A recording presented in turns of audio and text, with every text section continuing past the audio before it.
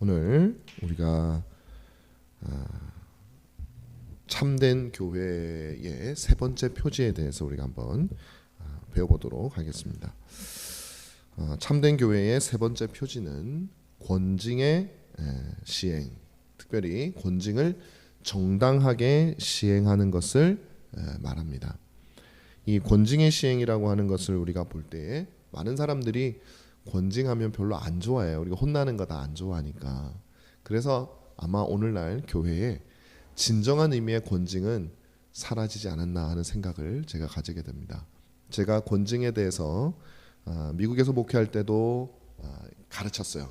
가르쳤더니 저희 외할아버지가 목사님이셨는데 저희 외할아버지의 신학교 동기이신 할아버지 목사님이 거기 계셨어요. 참 저를 사랑해 주시고 너무 참 지금도 너무 그리운 분이신데, 그 목사님이 물론 그 교회에서 은퇴하신 건 아닌데 다른 교회에서 은퇴를 하시고 그 교회를 출석하고 계셔서 저하고 같이 성경 공부를 하다가 목사님이 그러시더라고요. 젊은 손자 같은 목사가 권징을 자꾸 얘기하니까 목사님이 좀 걱정이 많이 되셨던 모양이에요. 저한테 아주 조심스럽게, 목사님, 그래도 권징이라는 거는 참 함부로 하기가 어렵다. 그것은 교회가 큰 시험에 빠질 수 있다. 그렇게 저한테 말씀을 해주셨어요.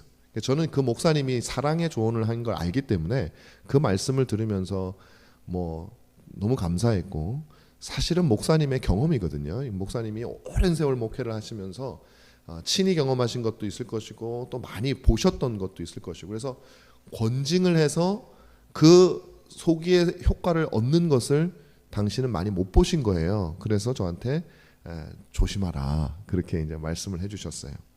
저는 충분히 그 말씀을 이해가 되고, 또 현실적으로 쉽지 않다는 것도 그 목사님만큼은 모르겠죠. 제가 목회 경험이 짧으니까. 그러나 충분히 이해가 됩니다. 실제로 권징을 하려고 마음에 먹었을 때, 제가 목회하는 동안에도 권징을 굳이 할 만큼 큰 사건이 있었던 건 아니지만 어떤 경우는 이것들은 교회 안에서 죄라는 것들이 알려져야 되는데 하고 마음 먹었을 때 할 수가 없는 그런 경험을 저도 많이 했었습니다. 그럼에도 불구하고 저는 권징이 교회의 참된 표지로서 정당한 권징이 시행되어야 한다는 것에 대해서는 전적으로 동의를 하고, 정당한 권징이 없는 교회는 매우 위태로운 교회다라는 것을 저는 전적으로 믿습니다. 그래서 제가 사실은 우리 은가람 교회에 대해서 가지고 있는 중요한 목표 중에 하나는 권징의 정당한 시행이라고 하는 이 한마디로 어느 정도 표현이 됩니다.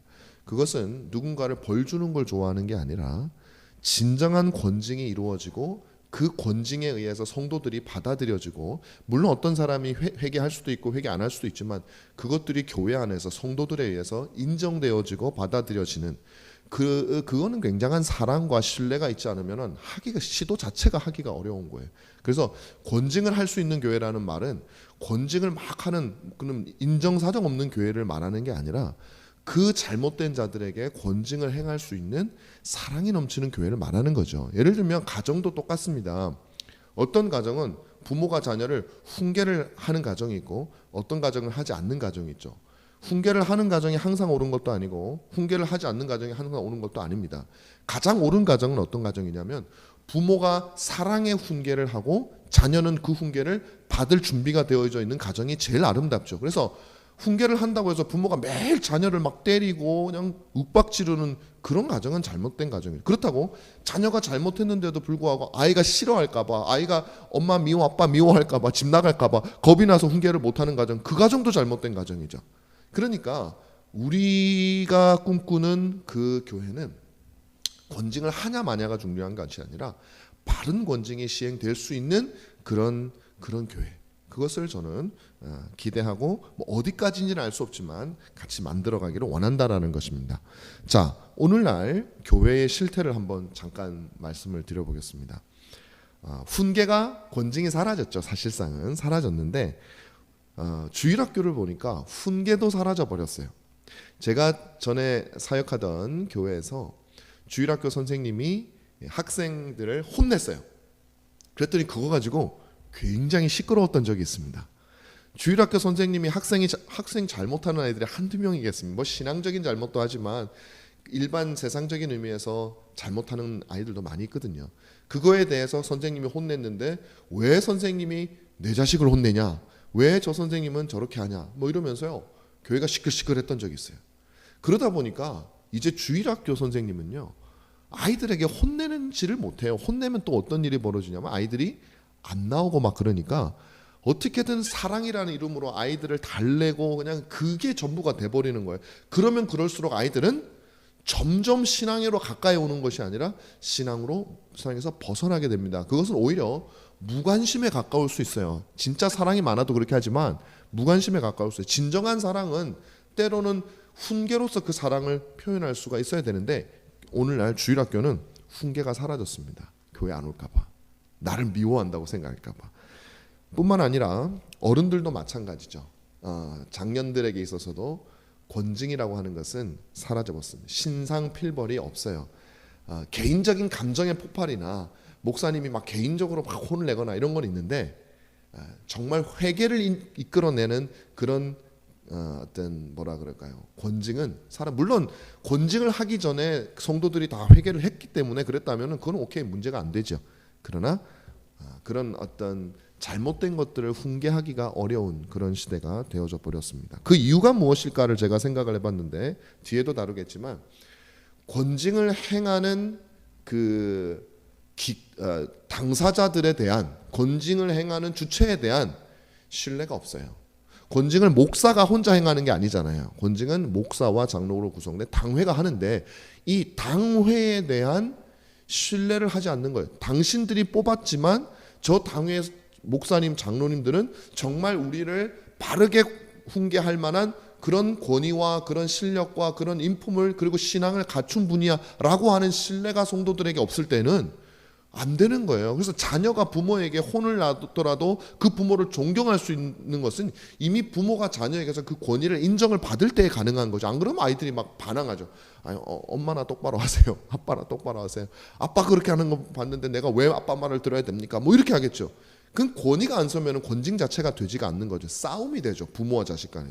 교회도 그렇게 돼요. 그래서 사실 중요한 문제는 이 당회가 성도들에게 불신을 받고 있는 본이 되지 못하는 이 현실을 타파하는 것이 굉장히 중요하다라는 것입니다. 오늘 실태는 그렇습니다.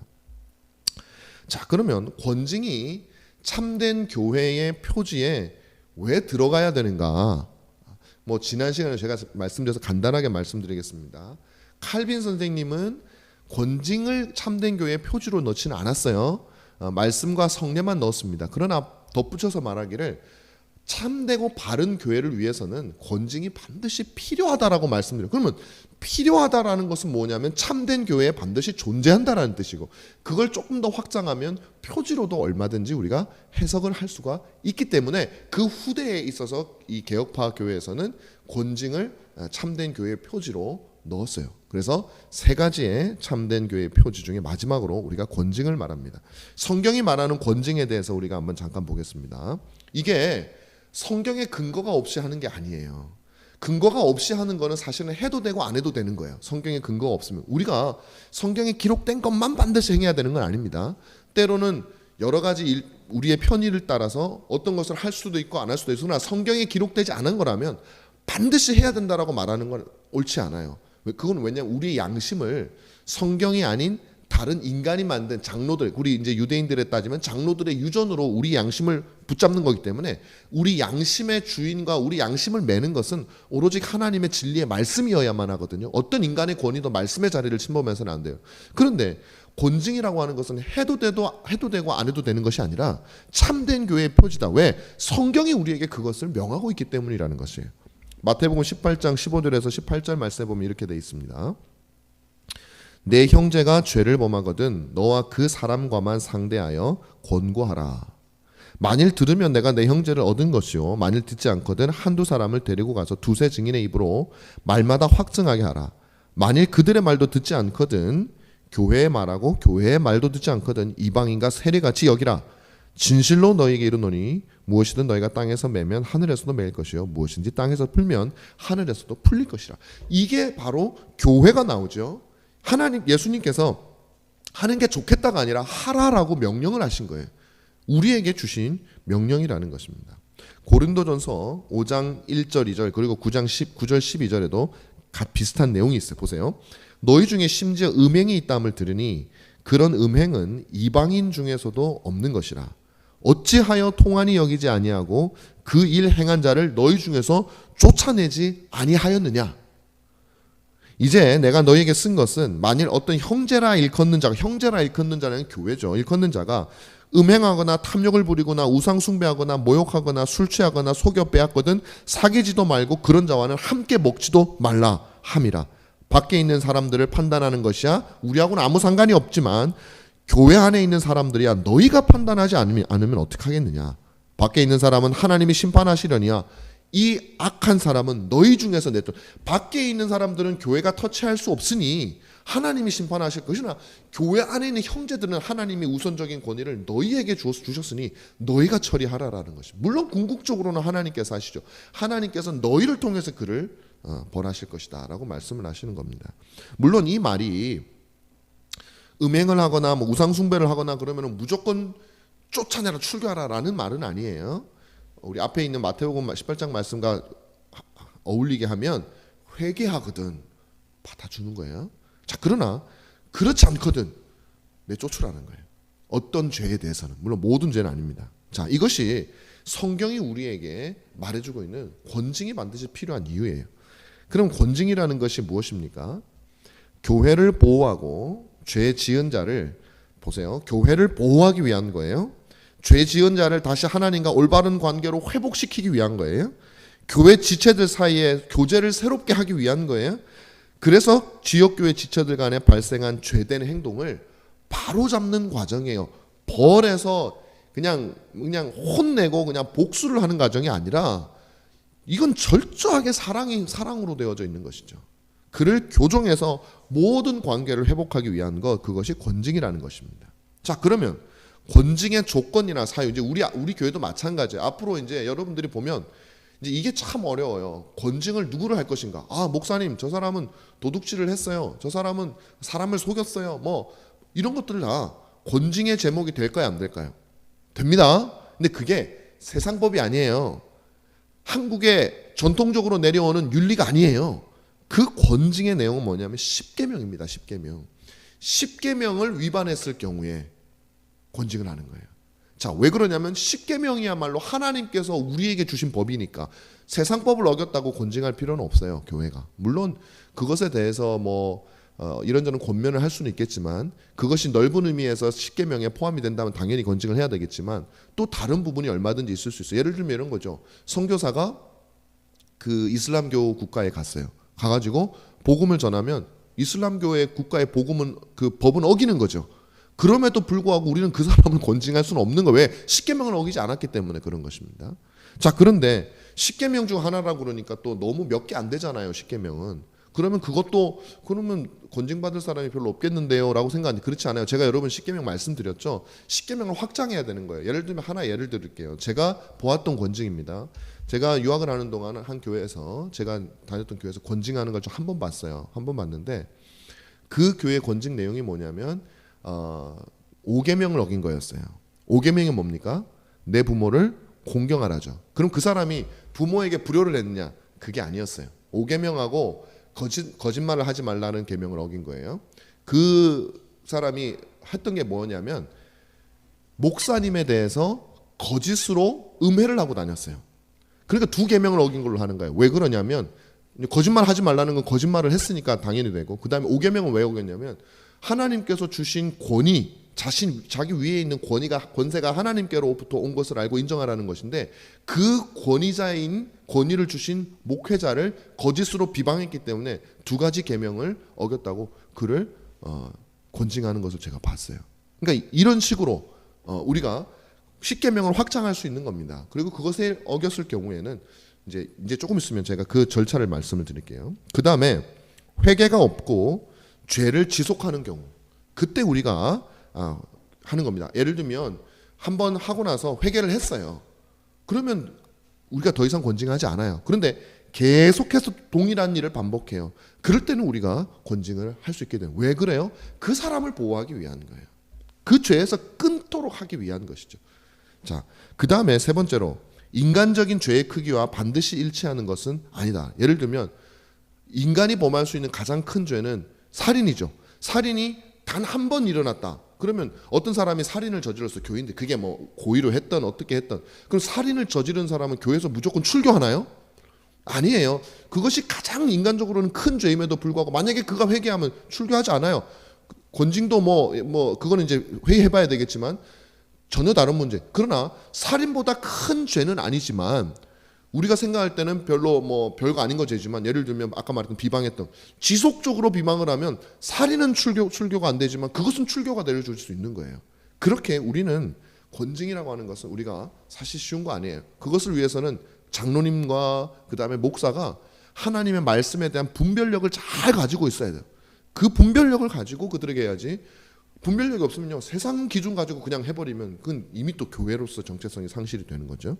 그래서 권징은 우리가 정말 바른 권징을 하기 위해서는 또 그런 것들이 필요하다. 그럼 왜 권징을 하게 되는가?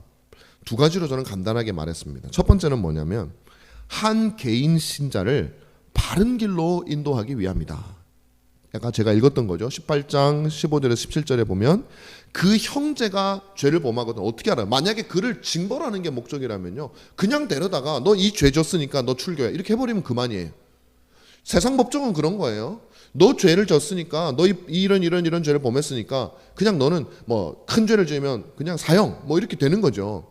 그런데 교회는 뭐냐면 벌을 주는 게 목적이 아니라 그가 회개시키게 하는 것이 목적이기 때문에 처음에 한 사람 가서 얘기하고, 처음에 두 사람이 가서 증인을 데려가서 얘기하고, 그 다음에 교회 당회에서 대표로 가서 얘기하고, 그래도 안 되면 그때는 출교를 하라는 것이죠. 출교를 하든 수찬정지를 하든 여러 가지 권징을 하라는 거예요. 그러니까 권징에 대해서 여러분 절대 오해하지 마십시오. 그 사람이 이게 죄구나 라는 것을 깨닫고 이것은 되게 심각한 거구나. 이 아이들이요, 이 나쁜 짓을 할 때 왜 성경이 매를 대라고 하냐면 무슨 폭력적인 그래서 그런 게 아니라 어린 애기들은 말로 설명하면 이게 얼마나 악한 건지를 몰라요. 그래서 엉덩이를 한 대라도 찰싹 맞으면 그 고통과 자신의 죄의 크기가 비례하게 느껴지기 때문에 이게 나쁜 거야 라고 하는 인상을 가져서 거기에서 멀리하게 되는 거죠.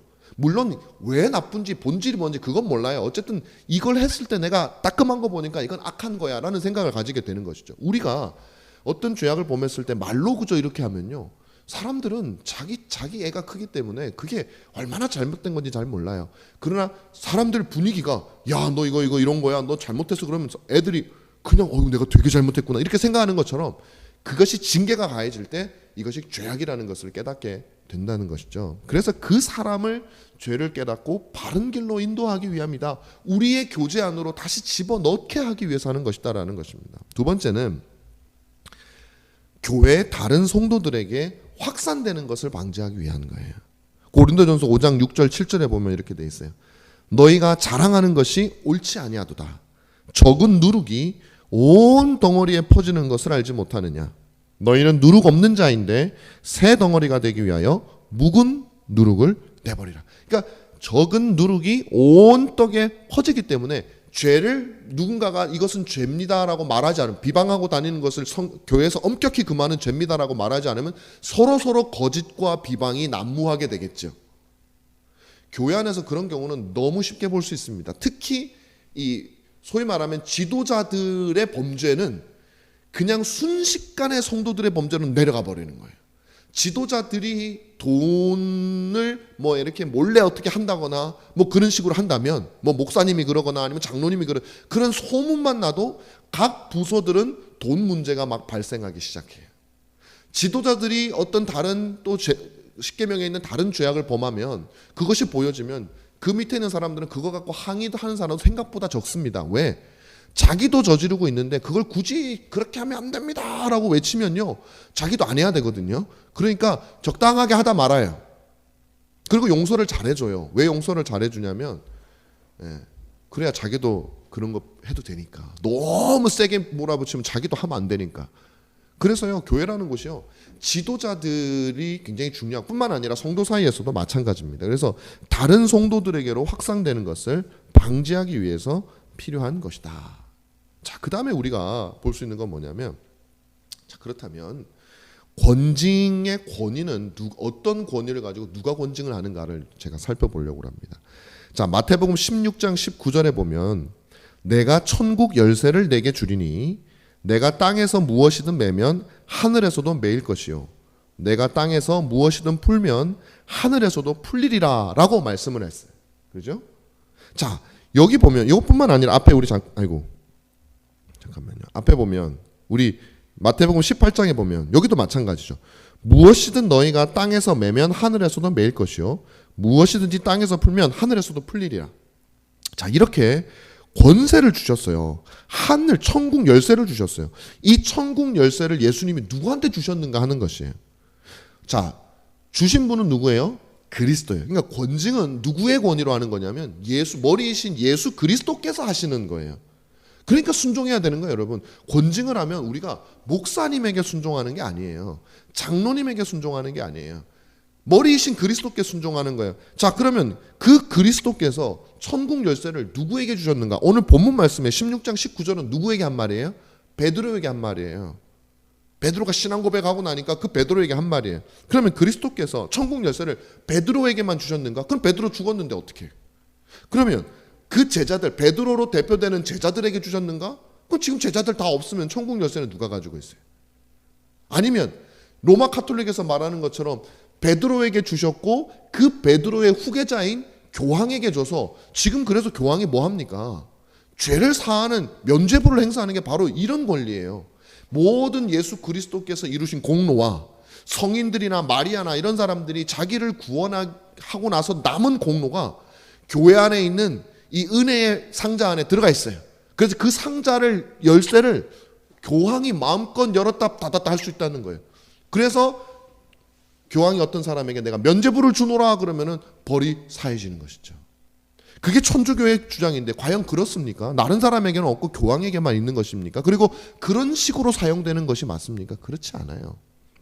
그러면 교회 모든 회중들에게 열쇠가 주어져 있나요? 이건 이제 침례교나 아니면은 회중파 교회에서는 그렇게 주장을 해요. 예수 그리스도께서 열쇠를 모든 교회 성도들에게 주셨고 그 성도들이 자신들의 대표를 뽑아가지고 그 열쇠를 위임했다고 그렇게 주장을 합니다. 그것도 우리 장로교에서는 받아들이지 않아요. 그러면 뭐냐? No, 아니다 이 말이에요. 아니다. 그러면 누구에게 주셨냐? 직분자들에게 주셨냐? 맞습니다. 직분자들에게 준 거예요. 하나님 예수 그리스도께서 베드로로 대표되어지는 말씀 사역자들에게 그 하나님의 말씀을 가지고 있는 직분자들에게 하나님께서 그 권위를 주셔서 그들이 열었다 닫았다를 뭐 가지고 하냐면 하나님의 말씀으로 하는 거예요.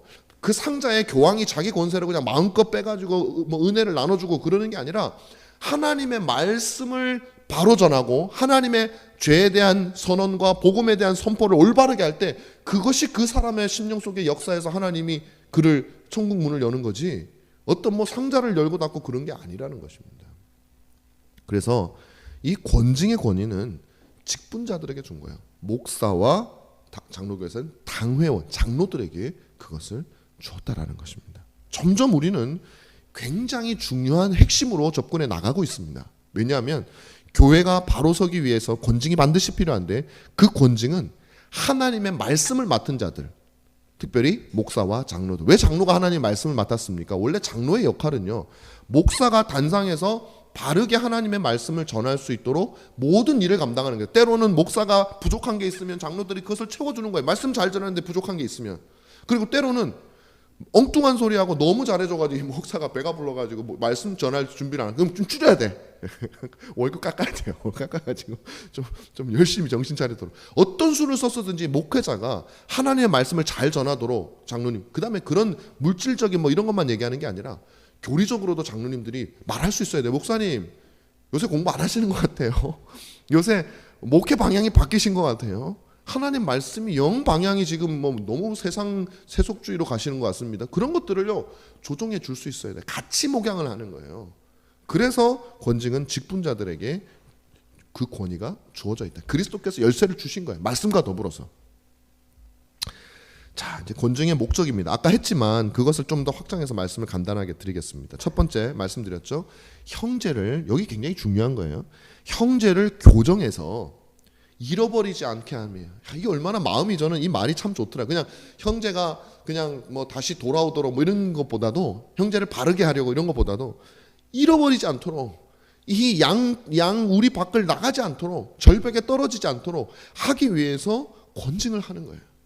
그 다음에 다른 사람들도 같은 죄를 범하지 않도록 하기 위해서, 그 사람 때문에 한 녀석이 그냥 울타리를 뛰쳐나가니까 다른 양들도 그냥 왜 하면서 막 같이 뛰쳐나가면 안 되잖아요. 그래서 그 사람을 막는 거죠. 자, 이로 말미암아 이건 더 우리에게 중요한 거예요. 그렇게 한 형제를 교정하고 잃어버리지 않고 다른 사람들도 같은 죄를 범하지 않도록 막아야 죄가 확산되면 하나님께서 그 공동체에 진노가 임한단 말이에요. 말씀에 기갈이 뜨는 진노가 임한다는 것이죠. 우리에게 진정으로 무서운 거는요, 하나님의 말씀과 복음이 사라지는, 여러분 그런 교회는 너무나도 많아요. 교회 건물은 엄청나게 크고 사람들은 거기서 행복하지만 하나님의 진노가 임한 교회가 있어요. 왜? 거기에서는 죄에 대한 질책도 없고 어떤 사람의 부패함에 대한 지적도 없고, 그런 교회에서는 사람들이 행복하지만 거기에는 말씀이 기갈이 일어나요. 복음의 기갈이 일어나서 다 뭐 다는 아니겠지만 많은 영혼들이 굶어 죽어 있단 말이죠. 그게 진노예요. 하나님이 진노한다니까 막 교회를 그냥 쫄딱 망하게 하는 그런 게 아니에요. 사람들 다 쫓아버리는 꼭 그런 것만이 아니에요. 하나님의 말씀과 진리 없이 잘 먹고 잘 살면 그것보다 더 큰 진노가 없어요. 제가 어떤 한 사람을 말해서 좀 미안하지만, 우리나라에서 유명한 한 교회, 큰 교회 목사님이 어떤 나쁜 짓을 많이 했죠. 막 어떤 성범죄를 많이 저질렀단 말이에요. 그래가지고 막 떠들썩하게 막 소문이 났죠. 근데 그 목사님이 권징도 안 받았어요. 우리나라 지금 현실이 그런 거예요. 그 노회에서 권징을 안 했어요, 제대로. 그래서 그 사람이 뭘 했냐면은, 권징을 하긴 했나? 하여튼 뭐 좀 약하게 했어요, 어쨌든. 그래서 그분이 교회를 바로 이제 개척을 했어요. 그랬더니요, 그 교회에 얼마나 많은 사람들이 개척하자마자, 우리 교회는 해도 안 오는데 그 교회는 막 개척하니까 사람들이 바로 1,000명, 2,000명이 와버리는 거예요. 저는 그 장면을 보면서 세상에 저것보다 더 큰 하나님의 진노가 어디 있어요, 그 사람들에 대해서. 그 심각한 죄를 범하고 하나님의 복음을 전하지 않는 그 목사를 따라서 가는 성도들이야말로 정말 불쌍한 성도들이 되는 거예요. 그건 진노예요. 그래서 저는 이거예요. 권징의 목적은 우리가 죄가 확산되는 걸 막아서 하나님이 우리 교회에 참된 복음과 진리의 말씀의 셈이 끊어지게 하는 이 하나님의 진노, 이것을 막아야 된다. 제가 볼 때는 오늘날 우리 한국교회 이런 진노를 당하고 있는 교회들은 많아요. 자, 마지막으로, 그리하여 그리스도의 명예와 복음에 대한 거룩한 고백을 옹호하기 위해서, 그것을 우리의 고백이 바로 설 수 있도록, 그리스도의 명예가 더 높일 수 있도록 하기 위해서 우리는 권징이 필요하다. 지금 보십시오.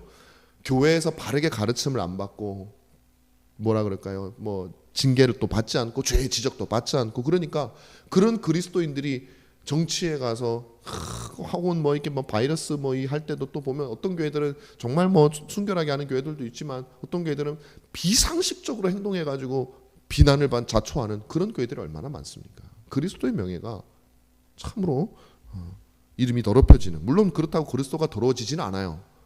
그러나 불신자들의 마음을 더 강팍하게 만드는 그런 일들을 우리가 할 수 있는 것이죠. 자, 그렇다면 권징에 임하는 태도가 어떻게 해야 될까? 형제가 죄에 대한 경건한 슬픔과 진정한 회개를 가져오는 효과를 낳기를, 형제에게, 그 죄를 범한 사람이 죄를 진짜 슬퍼할 수 있고 하나님 앞에 회개해서 자신의 영혼을 새롭게 돌아보는 그 일이 나타날 수 있도록 기도하는 마음으로 해야 돼요. 절대 권징은요, 기쁜 일이 아니잖아요. 정말 슬픈 일이죠. 그냥 기분 나쁜 일이 아니에요. 우리의 형제가 징계를 받는 건 슬픈 일이죠. 그러나 회개를 가져오도록 우리는 소망해야 됩니다. 또한 그리하여 그 형제와 우리가 다시 교제할 수 있게 되기를 위해서 우리는 소망을 해야 됩니다. 그리고 다른 모든 성도들이 함께 사랑을 가지고 권징에 참여해야 돼요. 그래서 권징할 때는 온 성도들이 같은 마음으로 참여하는 것이 굉장히 중요합니다. 그래야 언약 공동체로서의 의미가 있죠. 권징을 하는데 나는 교회에 오지도 않고 뭐 권징에 뭐 하든가 말든가 관심은 가족이 아니에요, 이미. 그래서 제가 들었던 그 미국에 있던 어떤 교회 목사님한테 직접 들은 얘기인데, 그분이 자신의 성도들 성도 한 명을 권징하면서 온 교인들과 그 직분자들이 눈물을 흘리면서 권징한 얘기를 해주는 걸 제가 들은 적이 있어요. 직접 들었어요. 물론 그 성도가 그것에 대해 그로 인해서 뭐 돌아오는 좋은 효과가 있었는지는 저는 잘 몰라요. 그러나 그 권징을 그렇게 눈물로 참여했다는 것을 듣고 저는 오지 않았을까? 아니 그렇게 성도들이 눈물로 하는데 그걸 듣고서도 안 오는 수가 있을까? 물론 강팍한 사람은 그렇겠지만 그럴 수 있다. 자, 그 다음에 형제의 영혼에 관한 문제이므로 굉장히 중요하죠. 이 직분자들도 정말 신중하고 정말 오차 없이 바르게 하기 위해서 많은 기도와 또 사랑을 가지고 그 권징에 참여해야 된다. 때로는 우리가 오판할 수도 있어요. 인간이니까. 그걸 할 수 없어요. 왜냐하면 여러분 어떤 사람들은 그렇게 얘기를 해요. 여기 나오는 건데 어떤 사람들은 아니 권징을 그렇게 하지 말고 그건 너무 잔인하니까 하지 말고 그냥 우리가 그냥 조용히 기도합시다. 그렇게 얘기를 하는 사람들이 있어요. 그러면 권징을 하면 저 사람의 마음에 상처를 주게 되니까 안 됩니다라고 얘기를 하는 사람이 있어요. 근데 저는 그거에 대해서 그렇게 말하고 싶어요. 아니 우리 그리스도께서 하라고 했는데 그게 잔인한 거야? 주님이 잔인한 걸 우리에게 하라. 만약에 혹시 잔인하더라도 주님이 하라 하신 거는 우리가 사랑의 마음으로 하면 되는 거예요. 그 결과는 우리 주님께 맡기면 되는 것이다. 그렇게 우리는 말을 할 수가 있는 것입니다. 자, 그래서 권징을 방해하는 것이 있는데 뭐냐면 이런 거예요. 교회는 말씀드린 대로 어떻게 권징을 하냐? 잔인하다. 잔인한 거 아닙니다. 잔인한 마음으로 하면 잔인하죠. 그러나 사랑의 마음으로 하면 잔인한 게 부모가 자녀를 때릴 때 정말 요새는 우리도 이제 아기가 조금 커서 때린 적이 조금 됐는데 그래도 마지막까지 맡고 있는 애가 우리 막내 왕년의 막내 전직 막내였던 우리 민균인데요. 얘 때릴 때 정말 가슴이 아프잖아요. 그죠? 그게 잔인한 게 아니거든요. 때리는 부모가 매를 댈 때 가슴 아파하면서 때리는 게 어떻게 이게 잔인한 게 될 수가 있어요? 만약에 교회가 그게 아니라 목사가 자기 정적을 쳐내기 위해서 장로님 뭐 나하고 맨날 나한테 말 안 되는 장로 쳐내기 위해서 하는 그건 잔인한 거예요. 그건 굉장히 잔인한 거죠. 그런 게 아니다. 두 번째, 점점 인권이 강조되는 시대와 맞지 않아요. 요즘 학교에서도 체벌도 안 하고 말이에요. 다들 그냥 설득해서 다 하라고 하는데 어떻게 교회에서 더 사랑이 많아야 되는 그런 교회에서 그 사람에게 벌을 가해서 그 사람의 마음을 아프게 합니까? 인권을 요즘 시대의 트렌드와 맞지가 않습니다. 라고 그렇지 않다라는 것이에요. 인권이 강조되는 이 시대는 모든 것이 옳은 것이 아니죠. 그것보다 더 중요한 것은 어떻게 하는 것이 진정으로 어떤 사람을 사랑하는 방법인가는 주님이 정하신 대로 하시는 것이 맞습니다. 세 번째로 권위주의가 생각나요. 목사님, 장로님이 그냥 까만 옷 입고 그냥 너는 뭐 숫잔 정지 막 그렇게 막 재판장으로서 하는 그런 권위주의가 생각나요. 권위주의가 아니고요. 권위입니다. 우리의 머리이신 그리스도께서 그 직분자들에게 권위를 주신 거예요. 그 권위를 행사하라고 주신 거예요. 설령 그들이 마음이 아프다 할지라도 행사하라고 주신 겁니다. 그래서 우리는 우리의 마음이 중요한 것이죠. 권위주의가 아니에요. 마지막으로 성도들이 다른 교회로 옮길까 봐 무서워요. 우리가 이걸 무서워하게 되면 이미 참된 교회의 정의를 무너지게 되는 것이죠.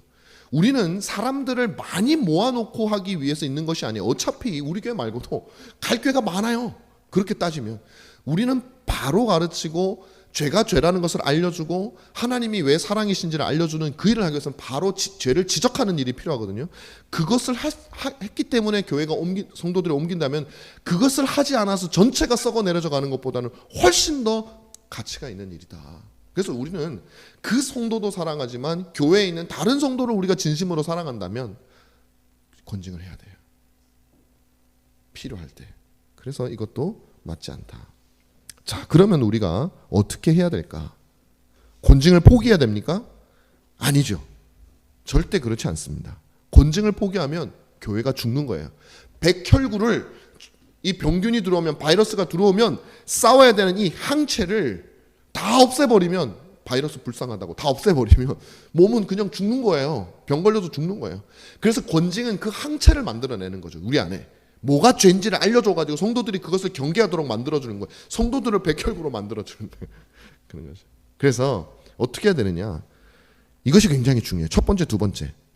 성경적인 직분을 임명해야 되고 영적인 그래서 이 직분자들이 영적인 리더십을 가지는 것이 정말 교회를 이루어가는 데는 정말 중요한 거예요.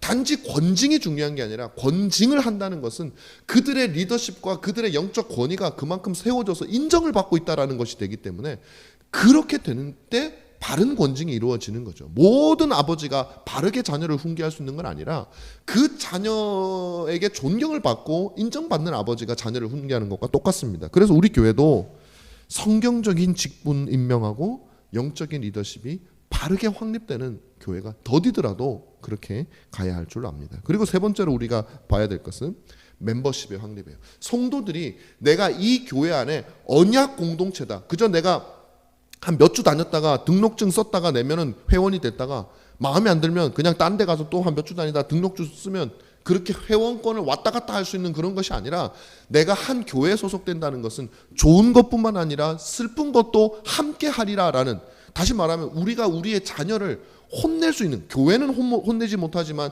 가정에서 혼낼 수 있는 이유는 교회는 혼내면 다른 교회 가버릴까 봐 겁나지만 가정은 혼내면 다른 교회 못 가요. 그게 뭐 먹을 게 없어서 못 갈 수도 있지만 그 부모를 바르게 사랑하면, 멤버십, 가족 이론이라는 멤버십이 확실하면 혼난다고 가지가 않죠. 이건 내가 감당해야 될 몫이 되는 것이죠. 그래서 우리 교회도 성경적인 멤버십을 확립을 할 겁니다. 그래서 여러분이나 저나 우리 모두가 다 영적인 언약 공동체라는 마음을 가지고 그렇게 우리가 책임과 의무를 감당하는 그런 교회가 돼야 된다. 마지막으로 성도 안에 참된 교제와 사랑이 있을 때에, 두 개는 비슷하거죠. 있을 때에 우리는 권징을 할 수 있게 된다. 영적인 리더십을 분명하게 세우고 그 다음에 성도가 언약 공동체의 일원이라고 하는 그 참된 의미를 회복시켜 줄 때 우리는 권징에 참여할 수 있게 된다라는 말씀이죠. 자, 이제 다 마쳤습니다. 자, 여러분들께서 오늘 제가 사실은 뭐 별로 재미있는 주제는 아니죠. 재미있는 주제는 아니에요. 뭐 흥미가 당긴다거나 저게 위로가 된다거나 그런 주제는 아닙니다. 그러나 우리가 여러분들이 진정으로 위로가 되는 교회를, 그리고 영적으로 우리의 구원을 이루어주는 그런 교회를 우리가 얻기 위해서는 이 과정이, 이 장치가 반드시 필요하다는 것을 여러분들께서 기억하시고, 우리 은가람 교회는 권징을 위한 교회는 아니지만 죄악이 드러나고 그 죄악을 치유할 수 있는 그런 교회가 될 수 있기를 위해서 여러분들이 기도해 주시면 정말 좋겠습니다. 하나님의 사랑이 드러나는 그런 교회가 되기를 위해서 기도해 주시기를 바랍니다.